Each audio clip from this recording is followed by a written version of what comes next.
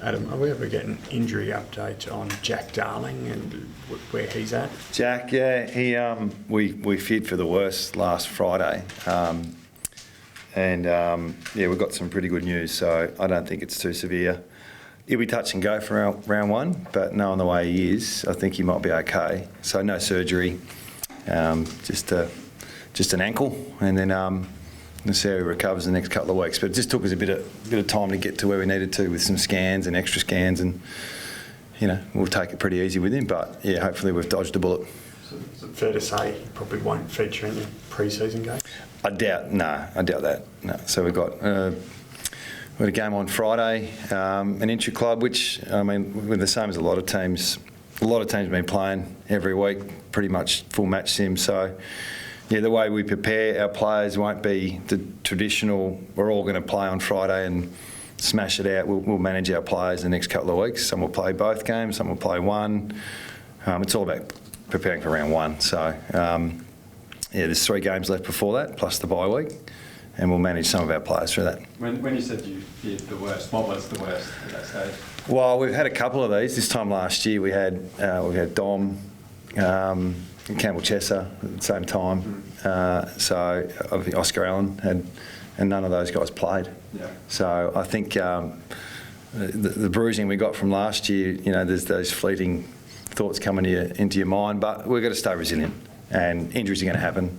So we had a fair share last year, and just hopefully get a better run at it, which we have. It's just when you get one of those, you do worry a little bit. Fairly significant for your forward line structure too, obviously. Yeah, well, he's a pretty hard player to replace. So, we haven't had a really good look with our best 22 out there, and we haven't been close to it really in terms of experience. And he's part of that. So, good opportunity for some other players, but yeah, hopefully he won't be too far out, and come round one, he's there. Is there a good block of pre-season to miss? Is this the best time to miss, given you put a fair bit into it? Oh, no, because this is what happened last year. Yeah. Jack missed pretty much this time last year. He missed 7 weeks through different reasons. So, no, he does come back pretty fresh though. So he's a good healer, and he'll be fit and ready to go when he's right. But it's a long year. It's a really long year. What did you need the extra assessment for, Adam? Was it ruling out surgery as the... Yeah, just making that decision. So, and in the end, it was a pretty easy decision. But we just wanted to take our time with it all and get the scans back, get the right reports, and then make the decision today. So Jack's really clear with it, and we move forward. When you said on Friday you feared the worst, the action looked like the foot trapped under the body. Yeah, the classic stuff you can't avoid. It's not ground hardness. It's not fitness. It's just this is football, when you've got to put yourself through those situations to get ready. So can't avoid those ones, and luckily we've avoided the worst case. Is this the most anxious time of the year for you?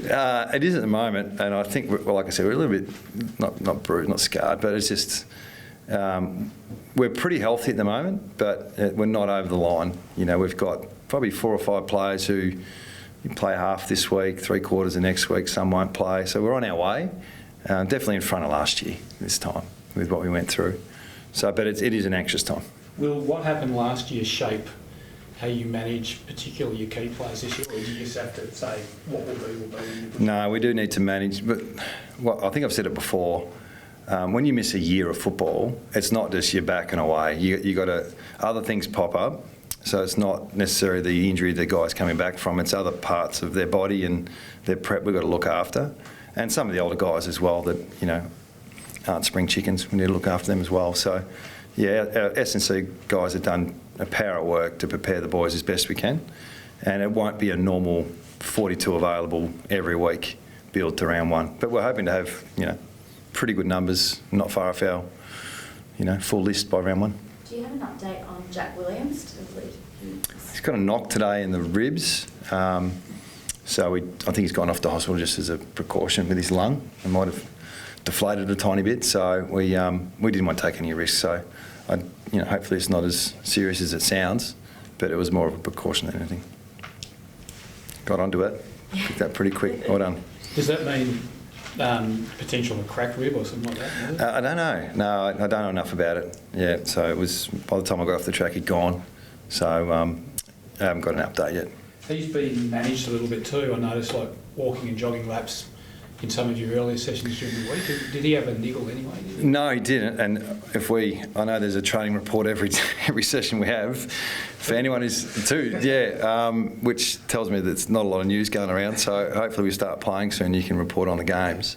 But we have multiple players who don't do every minute every week, and he's a second-year player. He's done a power of work, so we just manage him through that like we do with most second-year players. Just like our first years don't do anything, just everything. And players returning from significant injuries are the same. So trying to bring it all together and get a really good look as a team is our goal, but at the moment we're still working towards that. Oscar was another one. Is he just a case of manage him carefully? Or Yeah, he's a classic. He didn't play a game last year and he hasn't missed a session over pre-season. He had a stress-related injury, so just making sure we don't, cook him too early. And he's pretty important to us, just like Jack is. So, yeah, I suspect he won't play. He won't play this week, in the intra-club. So it's not, we're not having match committee about the intra-club this week. We'll manage our players how we need to. what will As you you do? ramp it up, Adam, with your intra-club, what do you want to see sort of improving on Friday? It's probably just more minutes. Yeah, I get the feeling I'm seeing across the competition. The guys started playing practice matches the first week back, like we did. So every Friday is an intra-club. So all we're doing now is extending.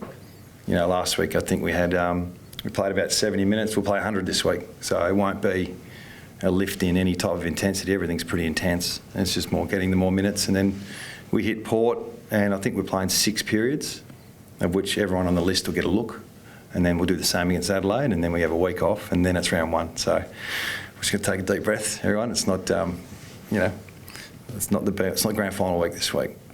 Are you happy with ball movement, game style, everything that's on right now? Yeah, it's a good question, like where we're at with their style of play, and we just want to get better, absolutely. We want to get our best players on the park, and then we introduced some new things last year that we didn't really see. So we're seeing more of that this year, whether it's better in transition, quicker ball movement, better team defence, all that type of stuff we're seeing, but we're getting to the point now where we're ready to play another team. You ready for 4 umpires?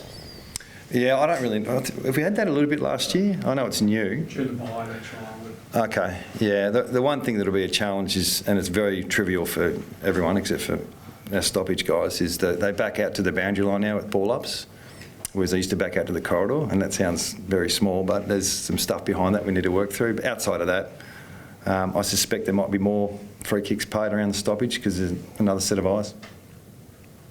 What do you do with the likes of Duggan, Chesser, those guys that had limited minutes in your match sim last week? How do you graduate them this week? Oh, I think they might have played a quarter last week. They'll play a half this week. Shannon Hearn's the same. Chesser. Who else would you say?